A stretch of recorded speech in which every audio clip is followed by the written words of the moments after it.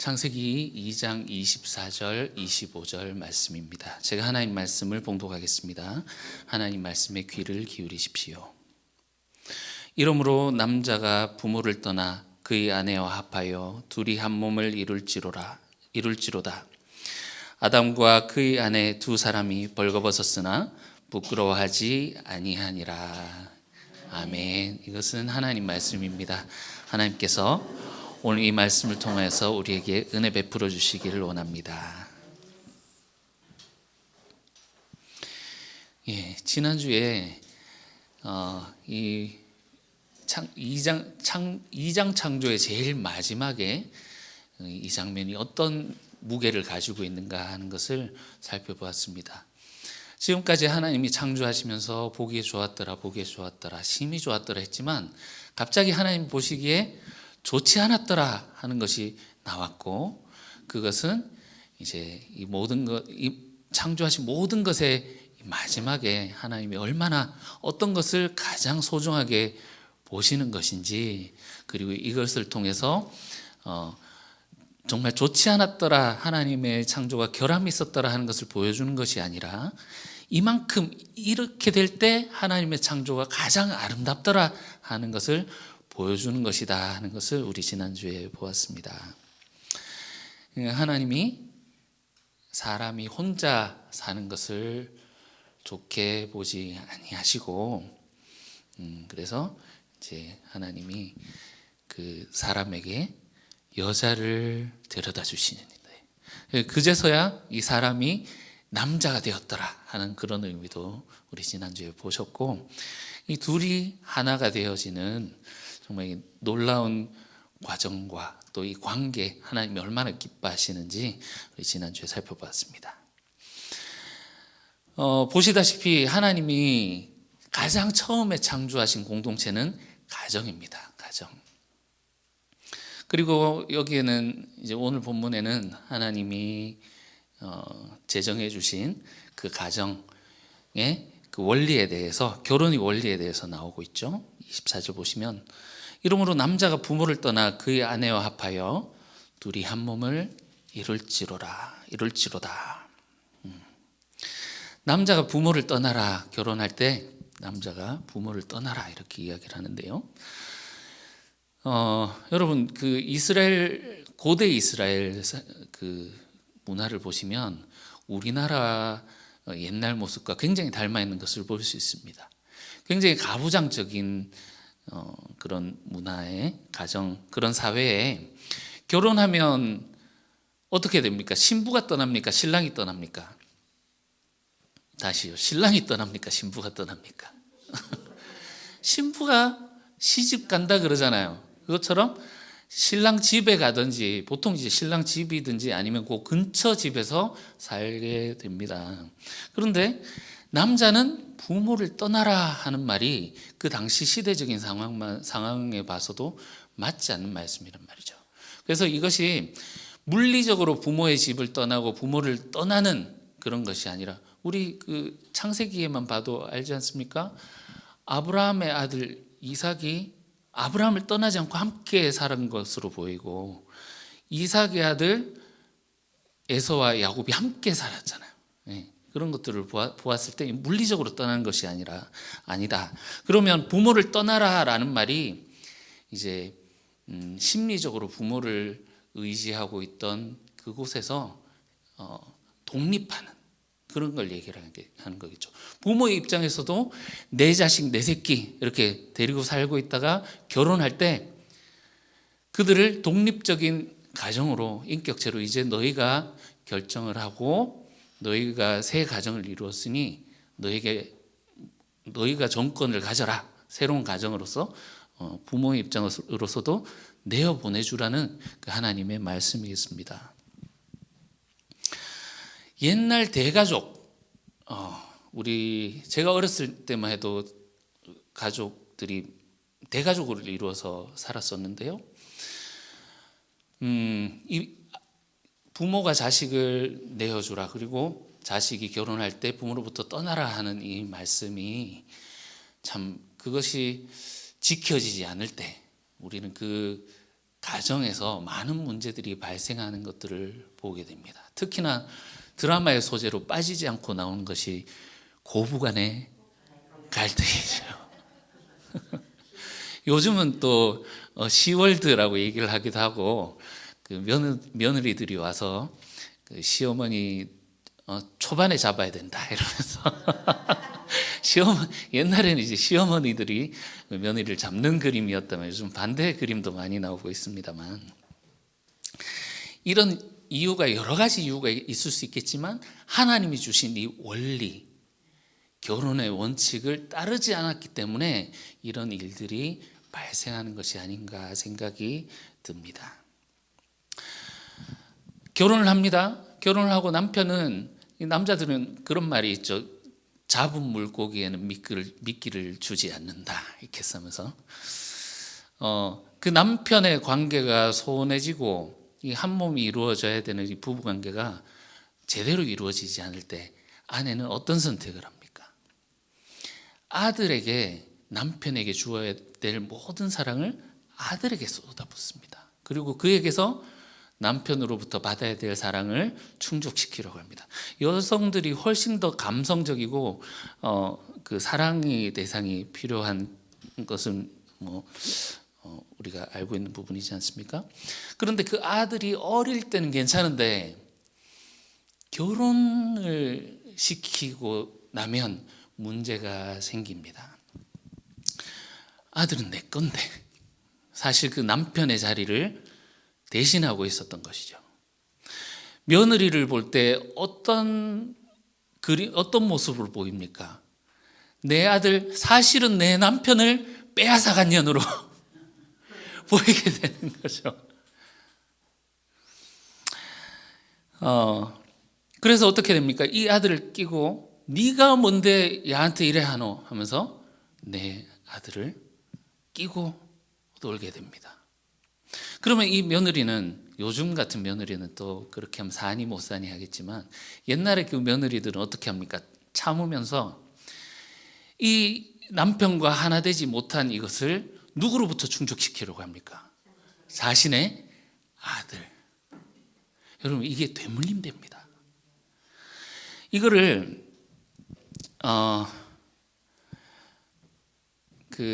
이제 심리학에서는 융합이라고 하는데, 이 아들과 감정이 떡이 되어지는 그런 상태를 얘기를 합니다.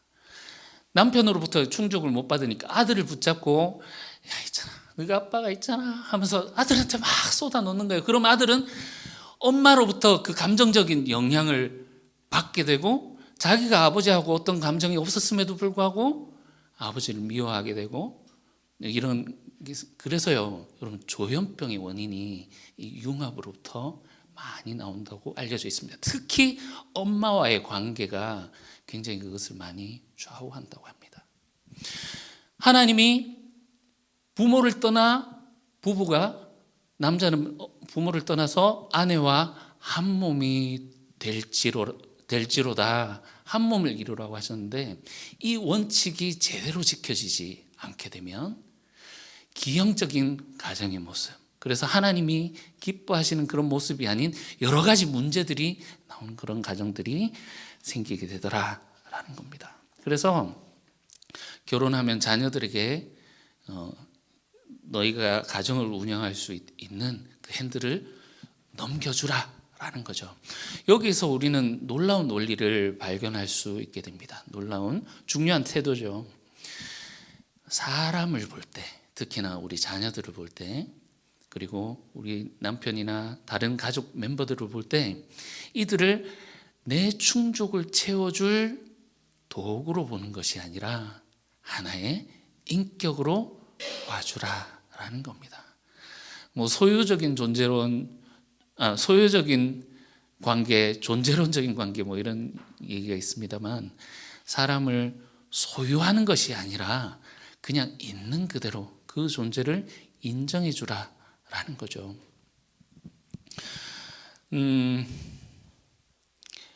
우리 가운데 이런 마음들이 있습니다. 책임감이 강한 분들이 특히 그래요.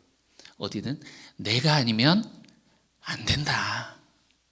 아이고 이거 잘 하겠나, 이거 보니까 마음에 안 들고 이거 어떻게 하나 하면서, 특히나 또한 인정 욕구가 많은 사람일수록, 이 소유욕이 강한 사람일수록 이 사람을 소유하려 하고 그를 그냥 한 개체로, 존재 자체로 보아주는 것이 아니라 내 뜻대로 이것을 이렇게 행하려고 하는 그런 때가 있습니다.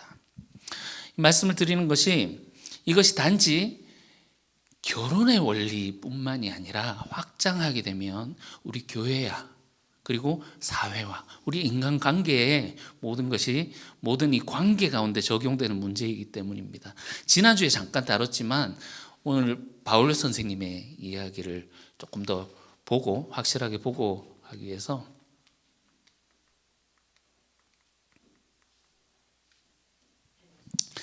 에베소서 5장에 보면 바울이 말합니다. 우리 창세기 오늘 본문에서 본 거죠. 그러므로 사람이 부모를 떠나 그의 아내와 합하여 그 둘이 한 육체가 될지니, 여러분 비밀을 알려드리겠습니다. 바울이 얘기를 합니다. 비밀이라는 것이 니만 알아, 이 비밀이 아니라 시크릿, 감춰져 있는 신비, 이런 의미겠죠. 그 다음 절에 뭐라고 말합니까? 나는 그리스도와 교회에 대하여 말하노라. 하나님이 태초에 이 결혼을 제정하시고 남자와 여자가 둘이 한 몸을 이룰지니라 하는데, 바울은 이것을 그리스도와 교회의 관계로 확장해서 해석을 합니다. 그리스도께서 그 교회를 위하여 자기를 내어주신 것처럼 남편은 아내를 위해서 희생하고 그만큼 아내를 사랑하고 보호하고 지켜줘라. 하나님이 늘 지켜고 보호하시듯이 아내를 보호하라. 그리고 아내는 교회가 그리스도를 순종하고 복종하는 것처럼 남편에게 복종하라. 이렇게 이야기를 하면서 하는 말이, 이 결혼 관계처럼 하나님께서는 이 교회를 그 하나님의 신비 가운데로 부르셨고 이 교회 공동체를 창조하셨다라고 말하고 있습니다. 여러분, 이 결혼이란 거 우리 지난주에 보았습니다만 도로남, 그죠?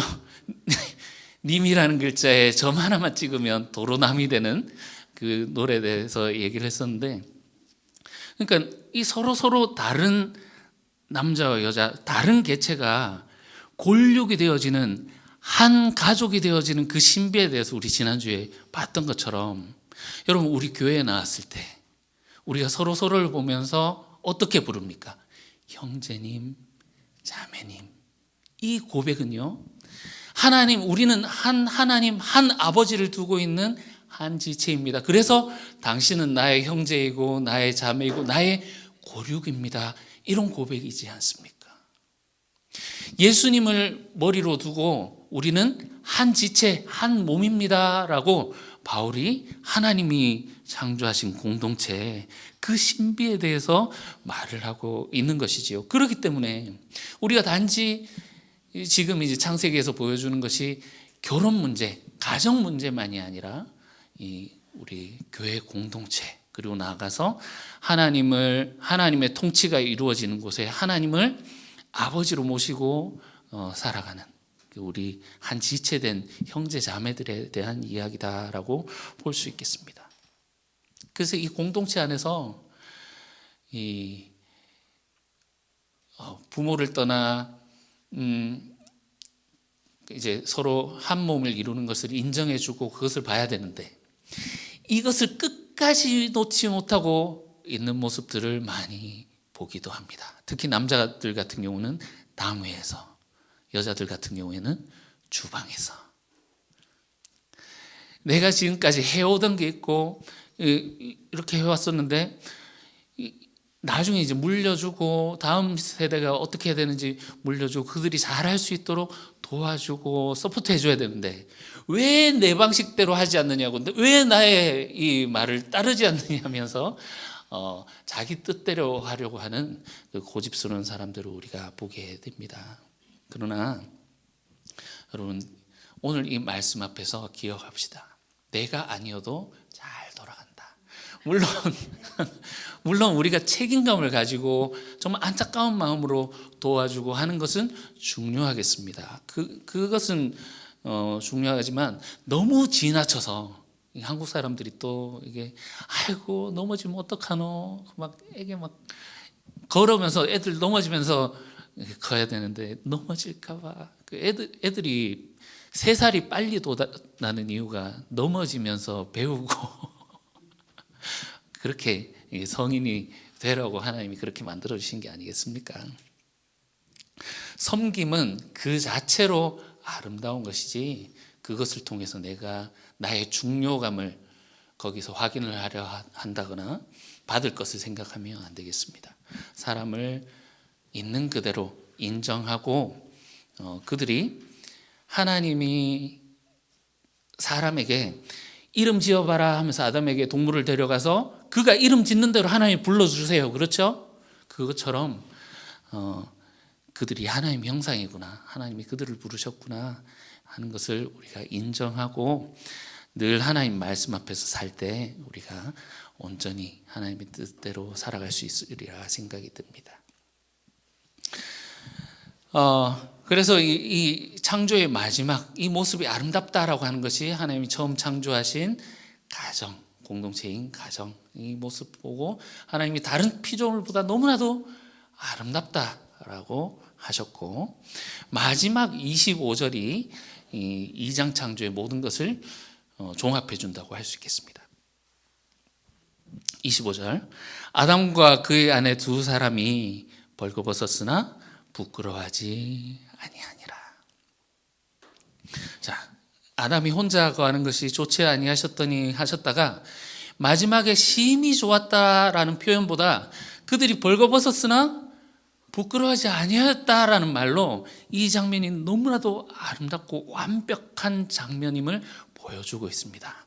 이것이 단지 마치 원시인들이 옷을 안 입고 다녔던 것처럼 이랬지만 이제 3장에 이렇게 돼서 사람이 옷을 입게 되었다라는 그 기원에 대해서 설명하려고 하는 것이 아니라 자, 오늘 25절에 벌거벗었으나 부끄러워하지 아니하였다라는 것을 우리가 온전히 알 때 하나님이 만드신 이 아름다운 창조 그 마지막의 그림이 어떤 것인지 우리가 온전히 볼 수 있게 됩니다.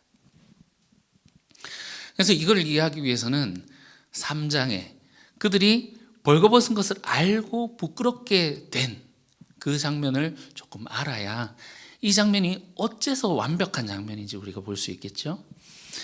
우리 다음 주에 보게 되겠습니다만 우리가 너무나도 싫어하는 거죠. 비함 뱀이 등장하죠. 그리고 아담과 하와가 그 유혹에 넘어가서 선악과를 먹게 됩니다. 그래서 이제 이것을 3장 처음에 나오는 이것을 분기점으로 아담과 하와가 선악과를 먹게 되는 것을 분기점으로 그들이 벌거벗었으나 부끄러워하지 아니하였지만 이제 이것을 분기점으로 그들이 벌거벗었음을 알고 부끄럽게 되는 그 분기점 가운데 분기점 바로 앞에 우리가 서 있습니다. 벌거벗었다라는 것이 무엇일까요? 여러 가지 해석들이 있습니다만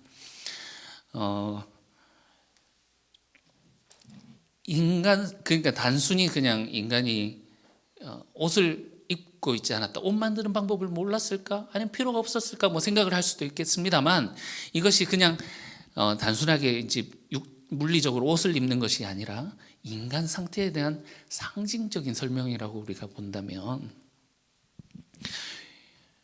여러분 욥이 고난 가운데 고백을 하는 것이 있습니다. 욥이 내가 모태에서 알몸으로 나왔고 이제 다시 알몸으로 하나님께 돌아간다. 주신 이도 여호와시요 취하실 이도 여호와시오니 모든 것이 하나님께 달려있다. 이렇게 고백을 하는 부분들이 있죠. 여기서 알몸이란 것이 어떤 뜻입니까? 알몸, 인간 근본적인 그 근원적인 설명이지 않습니까? 나는 아무것도 가지고 나오지 않았고 나에게서 비롯된 것이 아무것도 없으며 내가 할 수 있는 것은 아무것도 없다라는 그런 의미이지 않겠습니까? 벌거벗었으나 부끄러워하지 아니하였다. 하나님이 주시는 영생과 하나님이 마련하신 그 장소 가운데 내가 있고 하나님이 나를 빈손으로 부르셨지만 그곳에 두셨다. 그리고 이 옷이라는 것이 보호라는 의미가 있죠. 보호한다는 의미가 있는데 거기에서 다른 것 옷을 입을 필요 없이 하나님의 은혜로 하나님이 주시는 마련해 주시는 모든 것들로 그냥 만족하면서 살 수 있다. 옷이 필요 없는 상태였다라는 것을 보여주는 것이기도 하겠습니다. 이 무화과 나무로 3장에 가보면 무화과 나무 잎으로 이제 중요한 부위를 가리고 몸을 가리고 덮고 하는데 이것이 단순하게 나체의 모습을 얘기를 하는 것이 아니다라는 것을 봤을 때 이 3장의 상태를 통해서 우리가 본다면 여러분 이 하나님이 두 사람이 한 몸을 이루어라 이렇게 하셨고 그들이 한 몸을 이루어서 이렇게 있지만 여러분 이 상태가 완전한 상태라는 것은 우리 앞에 16절 17절 그 모습을 우리가 함께 봐야 됩니다. 앞에서 하나님이 동산에 두 나무를 두셨는데 그 중에 선악을 알게 하는 나무, 이 선악과는 먹지 말아라 하셨죠. 그래서 이들이 하나님이 말씀하신 그 명령을, 금지 명령을 지키고 있는 상태, 그것을 위해서 하나님이 돕는 배필을 주리라 했고 둘이 함께 합력하여서 이것을 먹지 않고 있는 상태. 그러니까 하나님이 창조하신 모든 관계가 아름답게 이루어지고 있는 상태. 여러분 우리 십자가가 하나님이 우리에게 주신 그 관계라는 것을 말해주지 않습니까? 사람이 위로 하나님과 사람 간의 위와 아래의 관계, 그리고 좌우로 사람과 사람이 한 몸을 이루라 하시는 그 말씀, 그리고 모든 동물들과 하나님이 주시는 이 자연들을 다스려라 하시는 모든 관계가 여기 담겨 있지 않습니까? 그것처럼 지금 벌거벗었으나 부끄러워하지 아니하였더라, 수치를 느끼지 않더라라는 것은 하나님이 말씀하신 모든 것이 아름다운 관계 속에서 잘 작동되고 있음 심히 보시기에 좋은 상태라는 것을 말하고 있는 것이죠.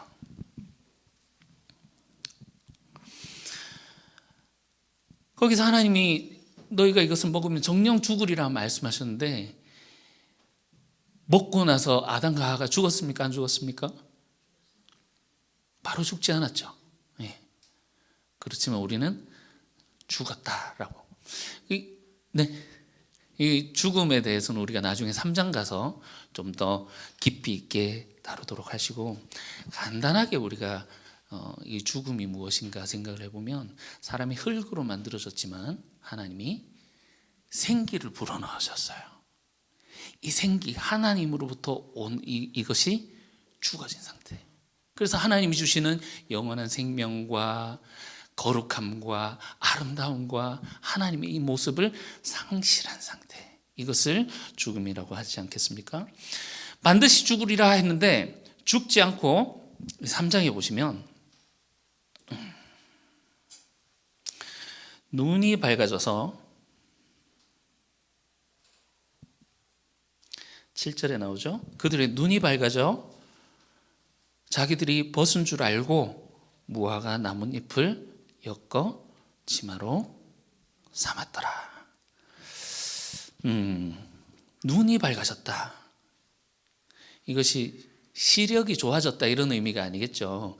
그 아담 앞에 하나님이 모든 동물들을 데리고 가셨는데 아담이 보고 이름을 지어줬잖아요. 시력이 좋아졌다는 의미가 아니라 선악과를 먹고 선악에 대해서 선과 악이 무엇인지 눈을 떴다 이런 의미겠습니다.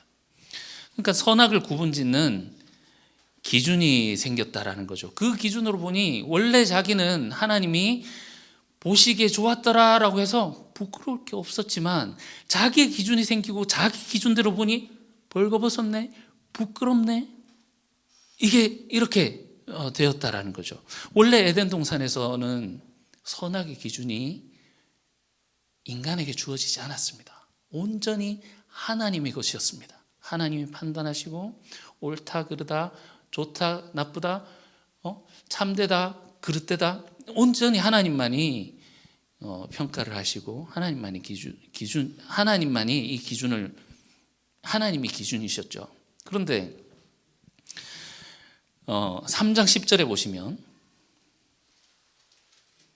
이르되 내가 누굽니까? 아담이죠. 동산에서 하나님 소리를 듣고 내가 벗었으므로 두려워하여 숨었나이다. 벗어서 부끄럽고 벗었다는 것을 알아차린 것도 아담이고 이것을 부끄럽다고 여긴 것도 아담이며, 그래서 하나님 앞에서 두렵다고 한 것도 아담입니다. 선악과를 먹기 전에는 하나님의 은혜와 은총과 옷을 입을 필요가 없을 정도로 하나님이 주신 모든 것으로 완벽했습니다. 하나님의 통치 가운데 있었고 벌거벗었으나 부끄러워하지 아니하였다. 왜냐하면 하나님 보시기에 너무나도 좋았거든요. 그런데 이 선악과를 먹고 나서 이 죽음이 사람에게 찾아오게 되고 나서 그 후에 하나님께 있었던 이 기준이 아담 자신에게로 끌어오게 됩니다. 그러니까 자신의 기준으로 자기와 다른 사람을 보게 되고, 그러니까 모든 사람이 자기 기준대로 살아가게 되는 거예요. 그러니까 이 지구상에는 사람의 수만큼의 기준이 생기게 된 겁니다. 절대적인 기준은 사라지고 상대적인 이 기준만이 이 땅에 가득하니까 이 땅에는 다툼과 싸움과 갈등과 전쟁이 가득하게 된 거죠.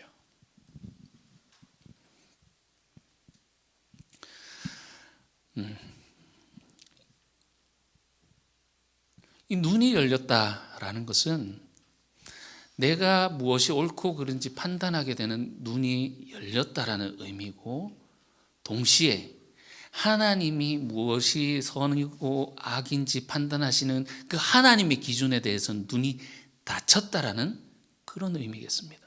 그래서 성경에는 이 영적인 소경들, 눈이 떠지는 이야기들이 그렇게 많은 거예요.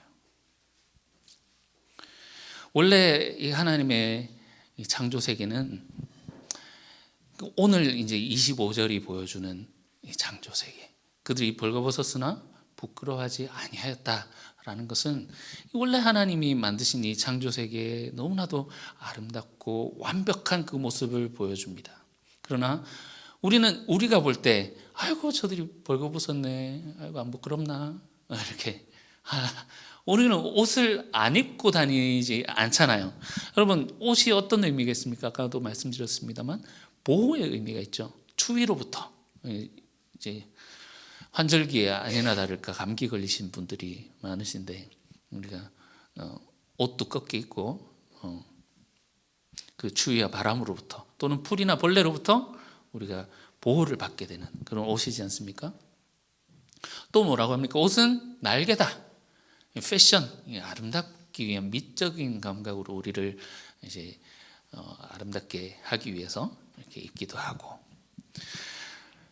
옷이 또한 신분을 보여주는 것이기도 하지 않습니까? 블루 칼라, 화이트 칼라 이렇게 나뉘고, 옛날에 왕들이 입는 옷, 그래서 평민들은 뭐 황금색이라든지 빨간색이라든지 쓰면 안 돼, 뭐 이런 것도 있었고, 그죠? 그래서 이 인간이 가지고 있는 수치나 부끄러움을 이 옷으로 많이 가리곤 합니다. 여러분, 선악과를 먹는 순간 이렇게 아름다웠던 그들, 벌거벗었으나 부끄러워하지 아니하였던 그 아름다운 모습에서 선악과를 먹자마자 그들에게 죽음이 임했다라는 것은 그들에게 있던 하나님의 영광이 떠났다라고 볼 수 있습니다. 요거는 제가 3장에 가서 자세히 다루겠습니다만, 그들에게 하나님이 입혀주셨던 하나님의 영광의 빛을 잃어버리게 되고, 그러니까 그들이 옷을 입지 않고 있었다라고 하지만 영광의 빛을 입고 있었기 때문에 부끄러운 줄 몰랐다라는 거예요. 그러나 이 빛을 잃어버리게 되자 그들이 눈이 밝아서 우리가 벌거벗고 있구나 하는 것을 알게 되었다는 거죠. 그래서 나중에 하나님이 가죽 옷으로 그들에게 입혀주신 장면, 이거 깊이 있게는 나중에 3장에서 다루겠습니다만, 중요한 것은 이들에게는 하나님이 주시는 은총의 영광이 그들에게 가득히 그들에게 있었다라는 것입니다. 이것이 떠나게 되자 인간이, 부끄럽게 여기지 않았던 인간이 수치심과 그리고 하나님 앞에서 두려움을 느끼게 되고, 이 수치심과 두려움이 사랑과의 관계를 깨뜨리고 서로에게 상처를 주게 되는 그런 관계로 변해가게 됐다는 거죠. 이 죄의 결과로 말미암아 하나님과의 관계가 깨어지게 되고, 다른 사람과의 관계가, 그리고 자기 자신과의 관계가 파괴되고 피조물과의 관계가 파괴되게 되었습니다. 그러니까 그렇게 되니까 본능적으로 하나님에 대해서 두려워하게 되고 다른 사람을 두려워하게 되는 그런 우리의 모습을 볼 수 있습니다. 여러분, 사람에게는 두 가지 눈이 있습니다. 밖을 보는 눈이 있고 또한 안을 보는 눈이 있지요. 밖을 보는 눈은 세상의 것을 감각기관을 통해서 인지하고 세상을 보는 눈이라고 할 수 있겠습니다만, 안을 보는 눈은 이 양심을 인지하는 그런 눈이겠습니다. 밖으로 사람들에게 아무리 막 이렇게 좋은 모습을 보인다고 할지라도 내 안에 보는 나의 모습이, 이것이 부조화를 이룰 때, 어그러져 있을 때 우리는 부끄러움, 수치심을 느끼게 됩니다. 타락한 인간은 본능적으로 자기가 벌거벗은 존재인지 무의식 중에 알게 됩니다. 그래서 부끄러움을 느끼고 두려움을 느끼게 되는 거죠. 그것을 감추기 위해서 무화과 나뭇잎을 가지고 이렇게 치마를 만들어서 입고 동산에 숨게 되는 것 아닙니까? 본능적으로 돈이나 학벌이나 미모나 신분이나 명예나 나를 지켜줄 수 있는, 또는 우상숭배, 미신, 어떤 교회에 나온다고 할지라도 종교 행위 자체에 매달리면서 우리가 그 두려움, 부끄러움을 해결하고자 합니다.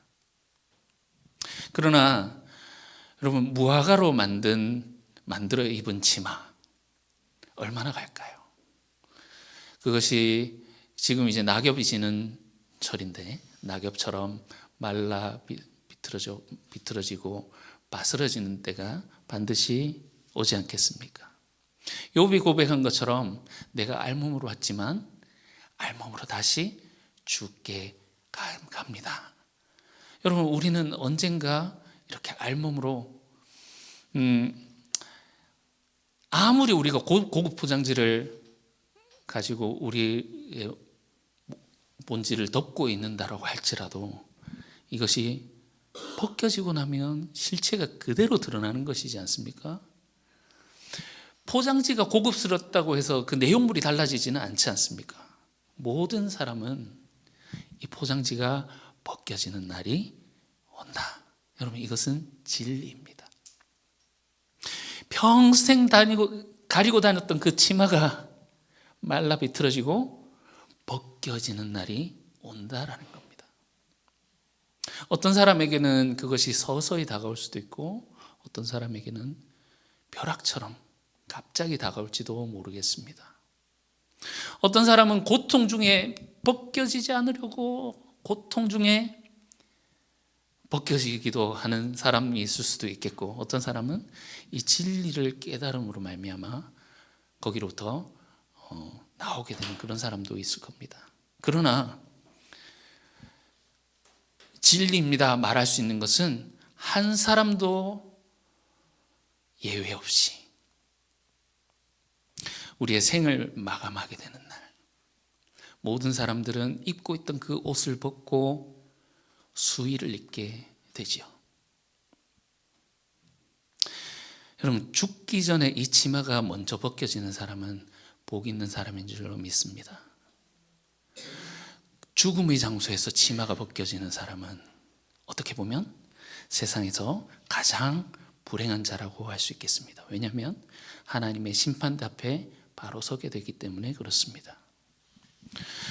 사람들은 여전히 이 치마를 부여잡고 동산에 숨으면서 살고자 합니다. 열등감과 자기 부정과 또는 다른 사람을 향한 원망과 그 부끄러움과 하나님을 향한 두려움과 모든 부정을 숨기고 과거에 있었던 상처와 아픔을 숨기고 그렇게 살아가려고 합니다. 그러나 여러분, 오늘 이 본문 앞에서 우리가 하나님의 음성을 들을 수 있으면 좋겠습니다. 이 음성을 듣는 사람은 복된 사람일 것입니다. 오늘 본문 25절은 아담과 그의 아내 두 사람이 벌거벗었으나 두려워하지 아니하니라. 이 말씀은 바로 이 자리로 지금 가리고 있는 모든 치마를 벗어버리고 하나님 앞에 가림없이 은혜를 받는 이 장소로 하나님이 주시는 그 은혜 외에 다른 것이 필요 없는 이 장소로 하나님이 부르시는 소리입니다. 여러분, 이 부끄럽지 않았더라라는 것을 하나님 앞에서 부끄러워하지 않았더라라고 읽어보면 굉장히 이 내용이 다르게 느껴집니다. 하나님이 16절 17절에서 먹지 말라 하는 것을 서로 한 몸이 되어서 그것을 지켜나가며 하나님의 뜻대로 행하며 하나님 앞에 담대히 설 수 있는, 우리가 하나님 앞에 어떻게 담대히 설 수 있습니까? 이렇게 할 수 있지만 여러분, 벌거벗었으나 부끄러워하지 아니하였더라. 예수님이 마지막 그 십자가에서 우리를 위해서 모든 옷이 벌거벗어지고 거기에서 예수님은 그 십자가를 부끄러워하지 아니하시고 그 십자가를 지셨습니다. 그리고 하나님 앞에 이렇게 나올 수 있는 그 길을 열어주셨습니다.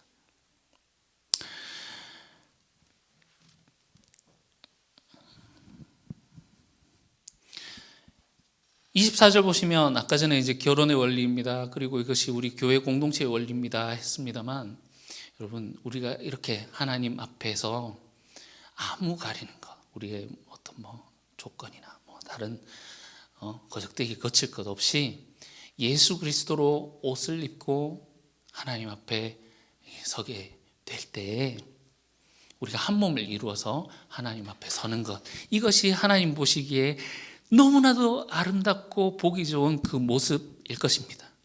그런데 생각해 보십시오. 3장에 가면 아담과 하와가 한 몸으로서 이것을 행하는데 어떻게 행합니까? 한 몸이란 것에 대해서 우리가 또 생각해 볼 필요가 있죠.